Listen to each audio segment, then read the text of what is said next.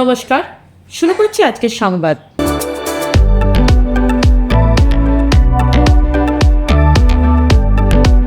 16ই March বামফ্রন্টের প্রার্থী তালিকা ঘোষিত হয়েছে। 192টি আসনে প্রার্থীদের নাম ঘোষণা করেছেন বামফ্রন্ট চেয়ারম্যান বিমান বসু। বর্ধমান দক্ষিণ বিধানসভা কেন্দ্রে প্রার্থী হয়েছেন সিপিআইএম এর সুদীপ্ত গুপ্ত। পেশায় শিক্ষক সুদীপ্ত গুপ্ত দীর্ঘদিন শিক্ষক আন্দোলনের সঙ্গে যুক্ত। বাম শিক্ষক সংগঠনের কেন্দ্র ও রাজ্য স্তরে তিনি নেতৃত্বের দায়িত্ব রয়েছেন। খুব অল্প বয়স থেকেই তিনি সিপিআইএম পার্টির একজন সক্রিয় সদস্য। পার্টির বিভিন্ন কর্মযজ্ঞে তাকে সক্রিয়ভাবে অংশ নিতে দেখা গেছে। অত্যন্ত ভদ্র ও মার্জিত রুচি সম্পন্ন এই শিক্ষক নেতাকে প্রার্থী হিসেবে পেয়ে ইতিমধ্যেই বর্ধমান দক্ষিণ বিধানসভা কেন্দ্রের সিপিআইএম নেতৃত্ব ও কর্মীরা তার সমর্থনে পথে নেমে পড়েছেন। সুদীপ্ত গুপ্তকে নিয়ে 16ই মার্চ সন্ধ্যাতেই শহরের বেশ কিছু এলাকায় তারা মিছিল করেন। মিছিল থেকে বামফ্রন্টের এই প্রার্থীকে বিপুল ভোটে জয়যুক্ত করার আহ্বান জানানো হয়।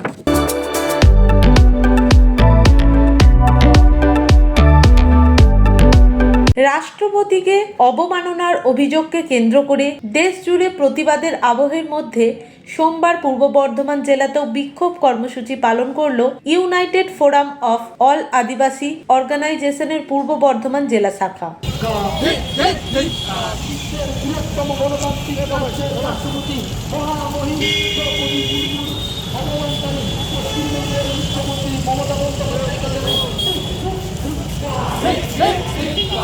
মহিম দ্রৌপদী মুর্মুর অপমানকারী পশ্চিমবঙ্গের মুখ্যমন্ত্রী মাননীয় মহিম রাষ্ট্রপতিকে অপমান করে সংবিধানের অপমান আমরা মানছি না, মানব না। দেশের শান্তি নেই, প্রধানের অপমান।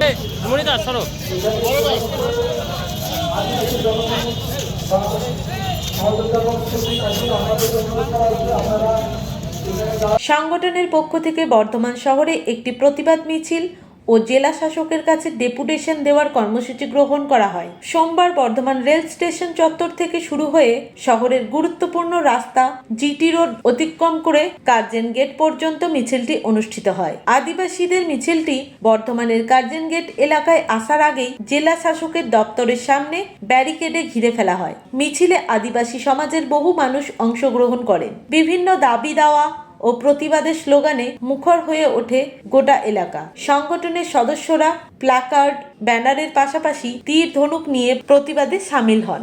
মিছিল শেষে প্রতিনিধি দল পূর্ব বর্ধমানের জেলা শাসকের দপ্তরে গিয়ে একটি স্মারকলিপি জমা দেন। সংগঠনের পক্ষ থেকে জানানো হয়, রাষ্ট্রপতির মতো দেশের সর্বোচ্চ সাংবিধানিক পদে আসীন ব্যক্তিকে অবমাননা করা অত্যন্ত নিন্দনীয়। এই ঘটনার বিরুদ্ধে দেশের বিভিন্ন প্রান্তে আদিবাসীদের সংগঠনগুলি প্রতিবাদ কর্মসূচি পালন করছে এবং দোষীদের বিরুদ্ধে কঠোর পদক্ষেপ নেওয়ার দাবি জানাচ্ছে। আমাদের গত 7 তারিখে শিলিগুড়িতে একটা ন্যাশনাল সাংসদ কাউন্সিলের সংস্থা সম্মেলন ছিল।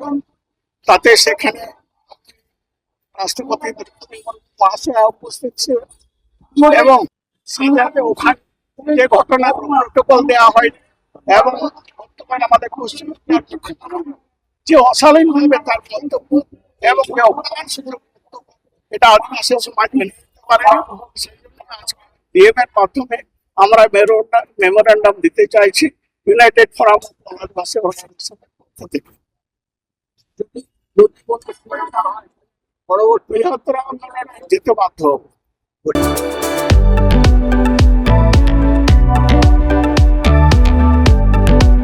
আমাদের প্রত্যেকেরই স্বীকৃতি দরকার।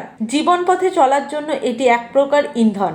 2026 শিক্ষাবর্ষে কাঞ্চননগর দীননাথ দাস উচ্চ বিদ্যালয়ে বাৎসরিক ক্রীড়া ও সাংস্কৃতিক প্রতিযোগিতার পুরস্কার বিতরণী অনুষ্ঠানে ছিল এটাই মূল সুর। সব মিলিয়ে 36টি বিভাগে প্রথম, দ্বিতীয় ও তৃতীয় স্থানাধিকারীদের সুদৃশ্য মেমেন্টো, মেডেল ও সার্টিফিকেট দিয়ে ভূষিত করা হয়। ক্রীড়া ক্ষেত্রে বিভিন্ন দূরত্বের দৌড়, লম্ফন, নিক্ষেপ, মিউজিক্যাল চেয়ার, সাংস্কৃতিক ক্ষেত্রে আবৃত্তি, অভিনয়, প্রবন্ধ রচনা, ছড়া লেখা, বানান ইত্যাদি বিষয়ে পুরস্কার প্রাপ্তিতে সফলদের মুখগুলি উজ্জ্বল হয়ে ওঠে।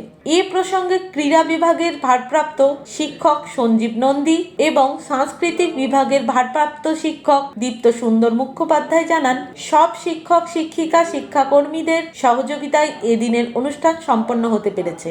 রাষ্ট্রপতি পুরস্কার প্রাপ্ত প্রধান শিক্ষক ডক্টর সুভাষচন্দ্র দত্ত বলেন, নতুন শিক্ষানীতি শুধু শ্রেণীকক্ষে সীমাবদ্ধ নেই, বিভিন্ন বয়সোচিত কর্মকাণ্ড তথা নেতৃত্বদানের দক্ষতা ছাত্রছাত্রীদের কিভাবে পরিপার্শ্বে অভিযোজিত করবে সেই চ্যালেঞ্জ আমাদের সবাইকে নিতে হবে। আর সমাজে এই বার্তা জানাবার জন্য সোশ্যাল মিডিয়ার সঠিক ব্যবহারটাও দরকার। এক্ষেত্রে সঠিক পথ সম্পর্কেও ছাত্রছাত্রীদের অবহিত হতে হবে।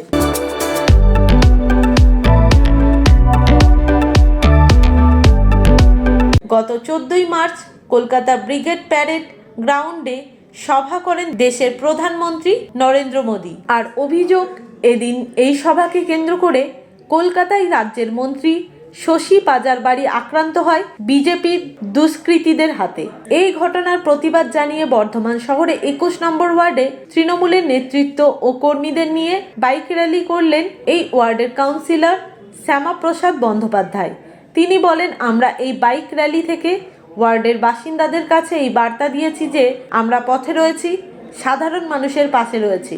যারা বাংলা বিরোধী, যারা বাংলাকে অশান্ত করতে চায়, যারা বাংলাকে ধর্মীয় বিভাজনে ভাগ করতে চায়, তাদের বিরুদ্ধে গর্জে উঠুন। আগামী দিনে তাদের প্রত্যাখ্যান করুন। ভোটের বাক্সে তাদের যাবতীয় নোংরামির জবাব দিন। শ্যামাপ্রসাদ বলেন, যেভাবে রাজ্যের একজন মহিলা মন্ত্রীর বাড়ি আক্রান্ত হলো, যেভাবে তাকে হেনস্থা করার চেষ্টা করা হলো, যেভাবে তৃণমূলের নেতাকর্মীদের মারধর করা হলো, তাতে একটা জিনিস বোঝা গেল, বিজেপি আগামী দিনে কি চাইছে। তারা গণতন্ত্রকে হত্যা করতে চায়, বিরোধীদের কণ্ঠরোধ করতে চায়, বাংলার মাটিকে কুলুষিত করতে চায়। তাই বিজেপির এই চক্রান্তকে ব্যর্থ করার জন্যই আমরা এই প্রতিবাদ কর্মসূচিতে সামিল হয়েছি।